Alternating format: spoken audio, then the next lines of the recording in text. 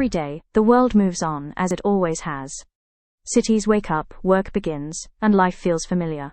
But beneath that sense of normality, something is shifting. The climate is changing, and the systems we rely on, energy, food, water, cities, finance, are under pressure in ways we're only beginning to understand. These changes don't live in reports or projections, they are already shaping people, livelihoods, and communities.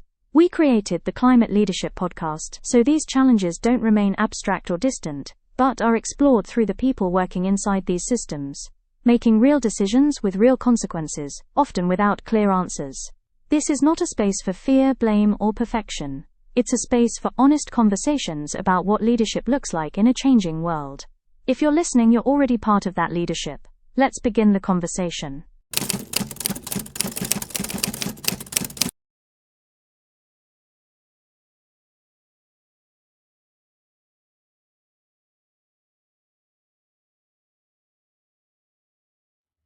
Welcome to another episode of the Climate Leadership Podcast. Today, we are discussing the EU Deforestation Regulation, or the EUDR, one of the most significant pieces of environmental legislation affecting global supply chains. Designed to ensure the products placed on the European market are not linked to deforestation or forest degradation. The regulation introduces new requirements for due diligence, traceability, and risk assessment. As businesses prepare for implementation, many are navigating legal, operational, and compliance challenges. Joining me today is Mr. Juan Sabio, Senior Environmental Lawyer and Sustainability Regulations Expert. Juan, welcome to the podcast. Thank you very much for having me. It's a pleasure to be here. So, could you briefly introduce yourself and share a bit about your professional journey so far? Absolutely. My name is Juan Sabio, as you already mentioned. I'm a senior environmental lawyer, and most of my work focuses on EU sustainability regulation, environmental compliance, and certification schemes. At the early stages of my career, I focused on basically law, since I'm a lawyer, duly qualified in South Africa. And then later on, I specialized in environmental law, climate change, and through basically the last 10 years, I've been focusing on from policy development to regulation to compliance, and now in the past 5 years or so, I've been working in the scheme of certification schemes, certification bodies, due diligence, and compliance as well. Okay, wonderful. So let's get started. Could you explain us what the EU Deforestation Regulation is, why it is introduced, and what environmental challenges it seeks to address? Of course. Thank you for the question. I think it's a very valid question. In simple terms, the EU Deforestation Regulation, it's the new law that the European Commission has passed in order to protect and safeguard our forests. It basically talks about having no deforestation and forest degradation kept to the minimum. And it talks about any products that are entering the European Union, circulating, as well as leaving the European Union. So it's import, export, as well as circulation. And the reason for this is because a lot of the commodities, which I can talk about as well, are linked to deforestation as well as human rights abuses. And so anything that is linked to deforestation or forest degradation after the 31st of December 2020, that is the cutoff date, then it cannot enter the European market in any way. So this is a very, very critical regulation that the European Commission has sort of decided to draft and now put into force. The EUDR, it's in a way the predecessor of the EUTR, which was the European Union Timber Regulation. But the deforestation regulation, the EUDR, is now way stronger. It has more legal requirements, which also we can talk about, but it basically seeks to protect the forest and stop forest degradation, not only in Europe, but also worldwide, because a lot of the products are coming into the European Union. Okay. So, Juan, I was just thinking, this regulation, which is EUDR, how much time do you think it took to really from policy understanding to compliance and to finally launching this? How much time do you think it took this whole process? Well, this takes years, and I'll tell you why. Because first we have to determine the relationship or the differences between a directive and a regulation. So when the European Commission decides to implement or draft a directive, let's say, for instance, if you look at, as an example, RED III, the Renewable Energy Directive, that is an umbrella directive at the European level, but then it has to be transponded into national law by each of the member states, right? Right. So then they have to create laws that will then comply with the, let's call it the umbrella law. A regulation, such as the EUDR, is different. It does not have to be transponded into national law. The European Commission drafts it, and then each country has to then obey, basically. They have to comply with it. So even though it doesn't have to be transponded into national law, it still takes a long time to draft. Why? Because we're learning from the mistakes we made under the EUDR. We also learned that there hasn't been really any single piece of legislation protecting forests since the Rio Summit in 1992, if I'm not mistaken. Ever since then, there's been trying to work something out. There's been trying to, whether it's in Europe or the States or even Asia, there's always been trying to have some form of legal agreement at a sort of a regional level. And I think the EUDR has taken a long time to draft. It's still not perfect. There's been many delays since 2023, and we're hoping that it's not delayed anymore. And the reason for the delays is because a lot of member states, a lot of interested parties are saying this is too difficult to implement. It's not going to work.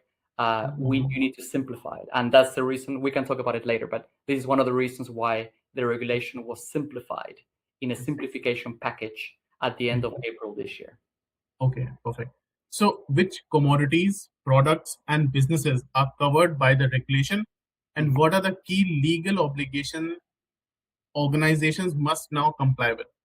So the regulation at the moment covers 7 commodities, which are cattle, cocoa, coffee, palm oil, rubber, soy, and wood, as well as derivatives from it. So if you're looking at cattle, you would also cover leather, for instance. With the latest simplification review, which took place, as I mentioned, at the end of, I think it was the 30th of April this year that they published it, they also added instant coffee and soap coming from oil. So there are certain commodities which they're still there. It's not a brand new commodity. It's just a derivative of it that they want to make really clear. So in terms of the EUDR, mainly it applies to all of the operators and traders. So it covers all of the commodities, as I mentioned, circulating within the EU, leaving, and as well as incoming, so imports. I think the core obligation, as you asked, of the EUDR is quite straightforward. It's not about a sustainability claim. It's not about doing a sustainability declaration saying the product comes from here. Now you have to be able to prove it. It's not about stating this comes from this place. You have to be able to prove it through geolocation, through records, through legality of the country of production. And if you're not able to prove every single aspect along the supply chain, then you would not be able to place the product on the market, as they call it. Right. I think that's a pretty good and pretty strong regulation, right, for all the products coming in. I think that it's very ambitious, if I'm going to be honest. I think it's a very ambitious regulation, and for the right reasons. When if you're looking at what the problems that is trying to solve, or the problems that is trying to address, it's deforestation and forest degradation. And it's not about just protecting the forest, but it's about what the forests represent. They protect ecosystems within the forests. There are local indigenous communities in these forests. So at the moment that you're allowing a country or a company or an operator or a trader to basically interrupt or sort of disturb that ecosystem, it has a cascading effect on everything else around it. So it's not only about just cutting the tree down. It's what the tree and the consequences represent. So very ambitious. I'm really hoping that it does work out. I'm really hoping that there's no more delays. I'm really hoping that there are no more simplifications of the package of the regulation itself. I understand that a lot of businesses are saying, in practice, it's not going to work. You need to be able to provide us more guidance, more financing, and so on and so forth. But I think it's a good starting place. It's a good stepping stone, and we have to see how it goes from there on, while protecting, obviously, all of the operators, the traders, the local communities involved, because a lot of small-scale farmers are involved, and we can discuss later what impact this would have on them. Sure. So due diligence is at the heart of the EUDR. What does effective due diligence look like in practice, and what are the biggest challenges companies face in implementing it? So due diligence is everything, pretty much. And I think there's a big misconception about what due diligence means. Due diligence is not just about collecting paperwork. It's not a once-off exercise that you do once and you forget about it. Due diligence should be at the core, in my personal perspective, should be at the core of every business. You should have an established due diligence system with a team where you say, okay, what commodity are we trading locally, exporting or importing? And we have to be able to map out every single actor along the supply chain from the origin, basically, let's say from where the tree is cut down, all the way to coming into Europe, every single entity involved.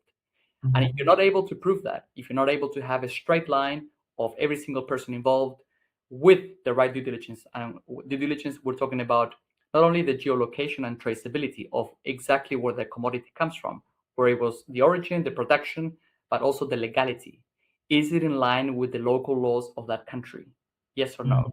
And I forgot to mention previously, I'll briefly mention it now, is that the EUDR is affecting Europe, as you know, as well as globally. But the UK, for instance, recently published or is working on a law that also tackles deforestation. So in a way, it's trying to mimic what the European Union is doing. However, the biggest difference is that the UK talks about not being able, or you're not allowed to place products on the UK market which come from illegal deforestation.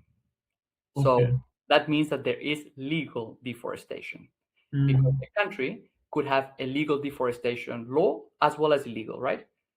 The EUDR says no deforestation at all. Whether it's legal or illegal, you cannot have it. So when we're looking at legality, we have to look at, is deforestation in that country legal or illegal, regardless? And if it comes into the European Union coming from whether illegal or illegal deforestation, it is not allowed. It's a knockout. So we are really trying to, I think if in comparison, I think the EUDR is stronger, but this is something that the UK will come to terms with in the continuous drafting of that law. So, sorry, going back to your question, due diligence is everything. And I always tell clients and companies that it's not a once-off exercise. It's something that you have to continue working on and basically embed it in your governance framework. Because the moment that you're able to have a break in that supply chain, then it could be really problematic, because then you would have to find other sources along the supply chain that can bring the product in. Let's say you're bringing a commodity in, and that takes years to establish not only a supplier, but also the trust that that person or that company or that entity will be able to provide not only information, but the right information, the truth, the truthful information, and that the documents haven't been tampered with, that it's solid. That's why a lot of companies sometimes are using blockchain technology. You're putting the information into this chain, which cannot be touched, cannot be tampered with, and that gives credibility to the company involved. And I think it's about also a reputational risk. Okay, yes. So traceability has become one of the most talked about aspects of the regulation. Why is it so important, and how can businesses build supply chains that meet the EUDR's traceability requirements? I think without traceability, you cannot have due diligence. Why? Going back to what I mentioned before, is that it's not about a sustainability declaration. It's not about on a piece of paper saying, yes, this commodity comes from this country. Now you have to be able to prove it. And how do you prove it? Well, the European Commission talks about geolocation, polygons, saying using satellite imagery, you have to be able to pinpoint exactly where that commodity comes from. And there are a number of services out there. I mean, there's a lot of sort of information companies which are there, which are able to say, okay, we can provide a service for you. You give us the coordinates and we map it. And then this is the mapping that you will be able to use within your due diligence, which you then submit to the European Commission. They have an information system called Traces, if I'm not mistaken. And Traces is basically their platform. So if you're a client bringing a commodity, you use the information technology through GIS location, upload it on the system, and that would form part of the due diligence statement that you then submit. This is sort of the package that you submit to the European Commission, and then they would have to then say, yes, you're compliant or not. So geolocation is everything. And it's wonderful in a way, because you can't really hide from it. The only problems that I see is that because this affects worldwide, customers, there are some countries which are not really for the using of satellite imagery for privacy reasons, and for good reason as well. So I think that from that perspective, if a country is in a position to say, well, we do not allow any satellite imagery over our land, then that client that is located in that country would then have a problem, because they would not be able to use that imagery to send it down, let's say coming down to Europe, to say, hey, here's my farm. I'm not allowed to give you that. So these are practical problems that we are seeing, that I'm also hearing about. As I said, it's a waiting game. We'll have to see how the European Commission tackles it. But geolocation is a really, really good way to prove exactly where the commodity comes from. Yes, this is pretty interesting because countries can say it's a national security threat. We can't allow you to get information, specific information in specific areas around, so that can be challenging. Absolutely. It's every country is different. In Europe, we have sort of a common privacy law, but in other countries, if you're looking at China, for instance, or if you're looking at Southeast Asia, they could have local, not only national laws, but also local laws, because the laws are then subdivided into provinces or states within the country. And therefore, if a particular farm falls in a specific area, then you could have a conflict. A conflict of interest to say, well, I can, but at a national level, they don't allow me to, and they will not be able to pass down that information, which means that the person bringing the product into the European Union will then have to say, well, I cannot use that entity anymore because they are in a way trapped. They can't get that information out. Therefore, they have to shift. They have to try and still provide the product, but from a different source, which gives a lot of other problems, such as the freedom to trade under the World Trade Organization, and also those individuals in those countries being left without a job because they're not able to trade anymore, because the European Commission imposes this. So very difficult to tell at the moment. All we can do is try and find a way to then work with the requirements, and try and simplify the requirements, so that they are easily understandable. At the moment, the requirements can be quite tricky to understand. So we can talk about this later, how we are able to then help clients and customers understand those better, so that they are on the way to compliance. Right. So Juan, I was also thinking, is it like deglobalization? Because each country is putting new laws to consolidate. True. I think that it has sort of a snowball effect, right? The European Union is doing this. The UK is now working on it, and I think that overall, in my opinion, is a good sign, because before there wasn't really anything at such a big level tackling deforestation and forest degradation. So I think that this is the beginning. There will be other countries, other jurisdictions working on it, and the hope that we can have is that in the future we can have an overarching international law which can then be signed and then ratified by the member countries, so that we have something solid which affects everyone.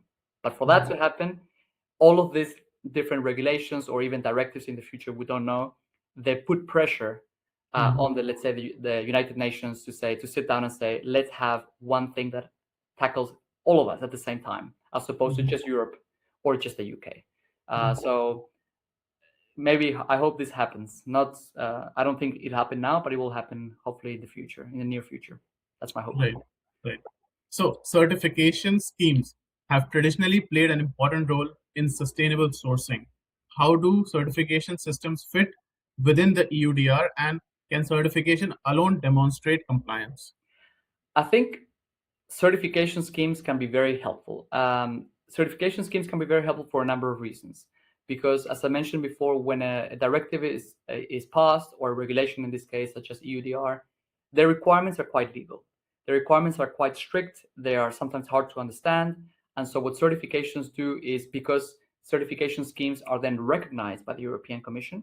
We have the power basically to take out the requirements and then make them in such a way, or you cannot change the requirement, but what you can do is you can try and explain the requirement in a better way, so that let's say the small scale farmer sitting in the UK or in Europe is able to understand the requirements better. You can also add certain more requirements to these requirements to make it more robust. And what does that do? Why do you need it? Well, it's needed from my perspective because it gives you more credibility. And the market at the moment, it's very much certified. I don't want to say it's a closed fence, but it's very much certified. So if you want to have access to the market, and all of the people along the supply chain, all the entities are all certified, they're going to want to do business with a company that is also certified. So in a way, certification schemes help a lot with alignment. And I want to emphasize this, that when it comes to, for instance, the EUDR, certification schemes can help align the requirements that the entity needs to comply, that needs to apply with, to the European Commission. Why do I refrain from saying compliance? Because compliance is not, it's not the legal, with certification schemes don't have the legal authority to say you are compliant or you're not. That is the with the competent authority. For instance, in Germany, the competent authority would be the BLE, and they're the ones that would determine, yes, you are now compliant, you're certified, which is great, you are almost there, but they have the final say. So the legal responsibility of being compliant would be with the person dealing with the commodity. Certification schemes can help you a lot with that. They can open up the market. They can also align those requirements. As I said, a lot of companies offer information technology systems such as GIS location. So you will be able to put all your information through the tool that a certification scheme offers, which would then create a DDS, a due diligence statement. And the due diligence statement then is submitted to the European Commission and then checked. So it's funneling all the information. It's aiding. So I think certification schemes, not only now, but for over the last 10 years, if not more, they've been assisting and complying and aligning with clients and the directive or the regulation quite well, to be honest. So I'm quite confident to say that it's a good path to follow as well. Right. So Juan, I was thinking certification. So like SPTI, it's also a certification body, or it's like giving us a ranking of sustainability? SBPI? SBTI, science-based targets, like net zero targets. Okay. No, not from a certification scheme. Not from because certification schemes, they can have their own sort of internal requirements, and it would be up to the client to choose that or not, because different certification schemes certify different products.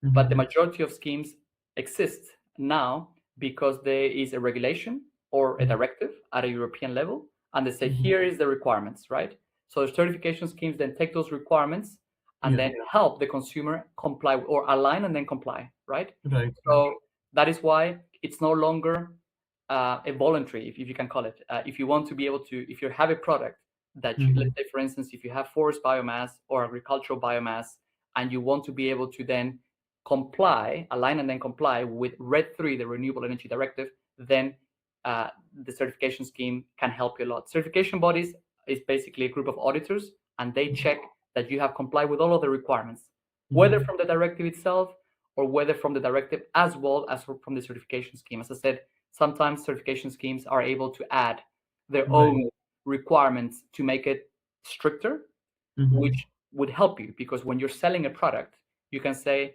not only am I complying with the EUDR, but I've gone far and beyond, above that, to make it even stricter. So when you are a consumer consuming something, buying something, you say, well, I know this comes from, for instance, sustainable forestry. And it's obviously opens the market as well, and it offers a lot of credibility as well. Right, understood. Yeah. So many businesses are still preparing for implementation. What are the common mistakes or misconceptions you're seeing, and what should organizations prioritize before the regulation fully applies? I think that the mistake that, or the trends, if I can call it, that we've been seeing is that a lot of people think that they still have time. It is true that the regulation has been postponed a number of times now, but mapping, and going back to what I said previously, mapping your supply chain. You could be talking about tens, if not hundreds, of different legal entities between, let's say, where a tree is cut down in Indonesia to then where let's say a chair or a table is produced in China, all the way, and then it arrives in Europe. There could be so many different entities involved. So thinking that the EUDR is coming into effect for large operators at the end of this year and for small ones in June, 30th of June next year, it's not enough time. You have to start now. You have to say, okay, let's look at the due diligence framework that we have, governance inside the company, and map out all of the supply chains, establish a relationship with them, make sure that all of the information is captured, that it can be checked as well. As I said, it's not about what you are able to say, but it's about what you're able to prove through GIS location and so on and so forth. So the biggest misconception, I think, is clients or entities are still thinking that there's still a lot of time to comply, that you could just do this as a once-off exercise. This takes time. And once you do achieve it, it's maintaining it. Make sure that it doesn't leave the company. Make sure that it's inside your governance for as long as you're in business, because you will have to do this for every single shipment that you're shipping, exporting, importing, or dealing within the EU. Okay, so one, it requires extra resources, extra manpower, extra finances. So the balance sheet of companies will change. Well, I think at the end of the day, a lot of investments have to go into this. And a company would have to invest to be able to have this, let's say, whether they're certified or not. As I said, they have to invest in traceability, GIS location, establishing that solid due diligence governance framework along the supply chain. But then these costs would then be shifted down. So that's why there was a lot of talk last year, and I'm sure it will happen again this year, about, for instance, the cost of chocolate. A lot of the chocolate that is coming from Africa or from South America, arriving now in Europe, is obviously is one of the commodities in the EUDR. So I wouldn't be surprised if we see a slight change in price in any of the commodities out of the 7 here. As consumers, we might say, this used to cost X, now it's Y. Why? Well, because that cost then has to be somehow, that investment has to be justified, and it would be sort of spread. I think the biggest concern is large companies obviously are in a better position to do such investments. But I think the saddest part is small-scale farmers that are sometimes it's a company with, it could be just a family or just a few people involved. They may not have the resources to this. They could lose a lot of business because they're not able to provide that information. So there's a lot of encouragement at the moment for the larger companies or for the company in Europe bringing that product in to then somehow assist people along the supply chain to say, we can continue doing business, but I need this from you. I think collaboration and stakeholder engagement is very, very important. Otherwise, there would be a big discrepancy into who can afford to do this and who cannot. Right. So one, I was thinking, like, if we are starting with cutting forest, the forest area is the same, and that raw material is being used by many people. So it's like from one point it going diverging to other things. Yes. So if one person figures out where this point is, then everyone else can use the same point. Yeah. So we'll have reference numbers. So it depends on the size of your business, right? So that's where the simplification review came 30th of April this year. Is that instead of doing due diligence for every single shipment, depending on the size of your company, if you're small, micro, small, medium, or large, then you would be able to then make reference to that reference number. So if you are in, let's say, in Indonesia and you have a reference, you create a reference number to send the information, the other people could just simply reference what you just passed down, as opposed to due diligence all over again. So then this is something that the European Commission is very proud of, I think. And they say we have simplified and we have reduced the amount of administrative work you have to do, which helps. But at the same time, there's always a but. You have to be able to make sure that there is no tampering with that evidence, that that reference number is correctly linked, that nobody has touched it or has done anything. There hasn't been mixing with other shipments or consignments along the way, because if then you're mixing from different jurisdictions, it's very difficult to trace. It's not as if a log of wood has a barcode on it. It doesn't work that way. So it will be difficult to trace and to say, well, did this log come from this particular farm with this polygon, or does it come from another one? Once it's mixed, it's a problem. Right. Yeah. So the EUDR will affect suppliers well beyond Europe. What implication does the regulation have for exporters and producers in regions such as Asia, Africa, and Latin America? I think that a lot of the commodities come from outside of Europe. If you're looking at coffee, cocoa, cattle, beef, basically leather, even though the EUDR was sort of created in Europe, a lot of the products are coming into Europe from outside, mainly Africa, South America, Asia as well. So the implications are global. We cannot treat the EUDR as a European law. It's, in my opinion, it's a global law because otherwise they would have just limited to the EUDR, but only limiting inside the European Union. So transactions within. But the moment that it's within importing and exporting, then we have a global, legal entity, legal instrument that are in our hands. So I think the implications, as I said, it has a cascading effect. It affects the entire world. And once again, I think that the hope is that this also pushes other jurisdictions and other continents to also say, Europe is doing it, we should also be doing it as well. So I think the pressure is on everybody now to not only comply, but also to create agreements which would tackle deforestation, especially in places where there's a lot of illegal logging and it goes sort of unnoticed and unheard of in some places. So I think it's a good place to start. Right. Juan, I was also hearing about CBAM. So there's a word in the market that CBAM will be implemented, and bringing in goods, they will have to pay tax on the carbon emissions.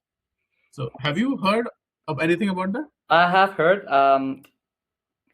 So carbon emissions the carbon market is very tricky. I think at the moment Europe is also has a number of legal instruments from CRCF as well, dealing with on how carbon in other countries, they can be depending on where you get it from, but then you are able to say, well, this product has a specific amount of carbon, and then you can use that carbon, you can sell it, or you can then trade it. So carbon trading it's a very interesting concept, because while I think at the heart of it has a good sort of foundation, I think it opens the door for manipulation a lot. Because a lot of companies, especially big companies that are also on the trading in the market, in the public market, they have certain emissions, and then they are saying, well, our emissions are X, but then if I do, for instance, a forestation process and program, I will be able to reduce my carbon emissions, which creates credits, and I'm not going to sell those credits to then balance each other out. Why do they do this? There's always a benefit. There's always it's more in line with taxes as well. So if I'm able to do this, then I'm able to provide evidence that I have reduced my emissions, and therefore my tax liability is less. So as I said, at the heart, I think it's a good initiative. It's a good sort of idea, but the implications and the practical implementation as well as enforcement of all of these things need to be properly checked. Otherwise, there could be a leakage, and it could have a big impact throughout. Yeah. Okay. So from your experience, how are businesses balancing legal compliance with the operational realities of managing complex global supply chains? I think that a lot of companies are, as I said, struggling to find a good balance between what the sort of, I can only speak from Europe at the moment, what the European Commission is asking from them and what they need. So I think they're trying to blend those complex legal requirements. The important thing is that in order to be able to comply or align and then comply with any requirements, you first have to start at the bottom. You have to start with what you do, what your company does. And then once you're able to say, okay, we're dealing with these commodities, for instance, in relation to EUDR, let's enhance our due diligence system. And then that has traceability. And that doesn't mean having 20 people working for you, that you have a compliance officer. And it's all about establishing a governance framework that follows the supply chain. And then once you've established that relationship and you have then a point of contact along the way that you're able to check, to justify where the shipment comes from, and also to have a direct link between the source and where the product comes into the market, then you're in a much better position. So having that legal eye on it, which obviously certification schemes can certainly provide, because not only certification schemes are experts at analyzing these requirements, but also certification schemes work with certification bodies, which are groups of auditors that check, because they are trained to study the requirements. They're trained to check that you have complied with everything. And so those requirements and there are translated into a way that you're able at least to better understand it and be in a better position. So it's going to be difficult because there's a lot to do and there's not much time left. And as I said, I don't want to say too many times, but even though we have a few months left, this takes a long time. I don't think people should see the deadline as, oh, I've got until December. It can take a long, long time to map out all of the people along the supply chain, and to also establish a relationship, because you need to trust them that the information they're giving you is the truth. Otherwise, if it's not valid and it cannot be validated, when you put it in a DDS and it's checked, then they could say, here's wrong, that shipment can't go into the European Union, and then you have to go back. Right. So it's in your benefit that that's established. Okay, so looking ahead, how do you see the EUDR influencing future sustainability regulation, and do you expect similar approaches to be adopted in other jurisdictions? Yeah, as I mentioned before, I think the EUDR is one of its kind at the moment in Europe. I think it has a ripple effect and a cascading effect now, as we previously mentioned, in the UK. And I think this will follow. I think that once the EUDR starts getting traction, and hopefully it's not postponed, but it starts getting traction and more, there will be tweaks they could still do to try and make it work as good as possible. But this will have, as I said, global impacts, global effects across the world, because then we are tackling one of the things that can create an absolute difference in our world. If we can tackle deforestation and forest degradation, as I said, it's not just about cutting down the tree, it's about the ecosystems. It's about oxygen and carbon sequestration. It's everything. So I think that the EUDR is one of the best things that the European Commission has been able to draft to tackle such important topics, at least in the last decade. Yeah. Right. I think I have read about EUDR in one of our subjects, because the professor was saying we will have to wait and see if European Union has the courage to implement this. So I think that is the important question here, right? Yeah, absolutely. We don't know yet. It's, as I said, there's been a lot of pressure, and unfortunately, everything comes down to the economic impact that this will have, not only in Europe but across the world. As I said, all the supply chains is like a spider web. They are throughout because of the nature of the commodities, because they're not they don't grow in Europe, a lot of them, so they have to bring them in. They hope that every environmental lawyer, every certification scheme, as well as certification bodies, they have is that this is not postponed, that this is pushed through, and that a lot of guidance is offered to clients, so that they're able to, as I said, translate complex legal requirements into something they can understand on a daily basis. So that's one of the main roles of certification schemes, to assist in alignment. Right. So finally, if you could give one piece of advice to business leaders preparing for EUDR, what would it be? I think I know the answer, but still. Don't wait. Start now. Map out your supply chain.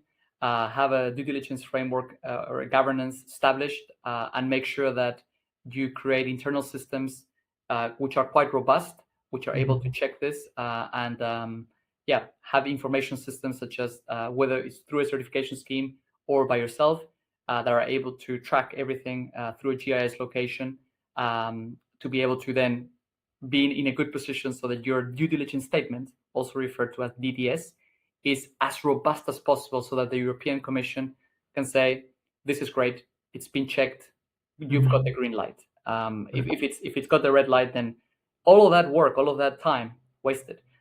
So rather do it once than doing it right. Yeah, I was just thinking, Juan, what if business cannot comply? Like there was a problem, it's a red light. What happens then? What are the next steps? There are a number of things. And this comes down to the enforcement. Because you might be thinking, how would it work, right? Like if you're bringing a product into the European Union, let's say from Asia, will they stop them at customs or will they not? Well, it's much more complicated than that, because the EUDR is divided into a risk classification of countries. It's called country benchmarking. And so you have low risk countries, standard risk countries, and high risk countries. So I'll ask you a question, and then you can tell me, what percentage of high risk countries do you think they check? If a product comes from a high risk country, the enforcement authorities will have to check this. What is the percentage that they will check out of all of the consignments coming in? Okay, so I think they should do at least 90%. That's very wishful thinking. It's actually 9. So 1% is for low risk countries, 3% for standard, and 9%. So 9% of all high risk countries, so countries with a high risk of deforestation and high risk of forest degradation, will be checked, which is extremely low. The problem with this, from an enforcement perspective, is that that consignment will come into Europe, and then the relevant competent authority will do a check, only 9%. And if you happen to fall within that 9% and your DDS is not what it should be, then you can be given a fine, which is obviously it's linked to your annual turnover. But this could take years, because we're talking about, if we had to quantify how many shipments coming into the European Union, which are now within the scope of the EUDR, could be hundreds of millions. We don't know. From a chair to a coffee bean to chocolate to cattle, anything.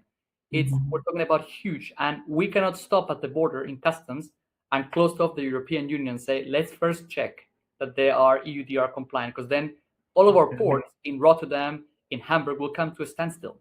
Yes. Have to let them in and then do the checks afterwards. So it's after the fact, which defeats the purpose, in my opinion, but it's not practical to stop them.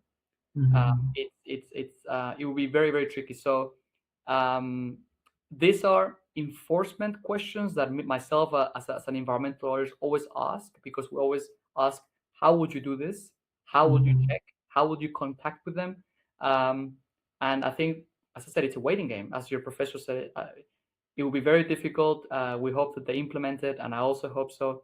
But there's a lot of gaps which can only be closed once you launch it. Okay. You know what works and what doesn't. Right. So thank you, Juan, for sharing your expertise and practical insights. Today's discussion highlighted that the EU Deforestation Regulation is much more than a compliance exercise. It represents a significant shift in how businesses manage supply chain, conduct due diligence, and demonstrate environmental responsibility. While implementation presents legal and operational challenges, it also provides opportunity for organizations to strengthen governance, improve transparency, and build more resilient supply chain. As sustainability regulation continues to evolve, understanding these requirements will be essential for businesses operating in global markets. Thank you to everyone for joining and listening to the Climate Leadership Podcast. We will be back soon with another conversation. Until then, take care and have a nice day. Bye-bye. Thank you very much.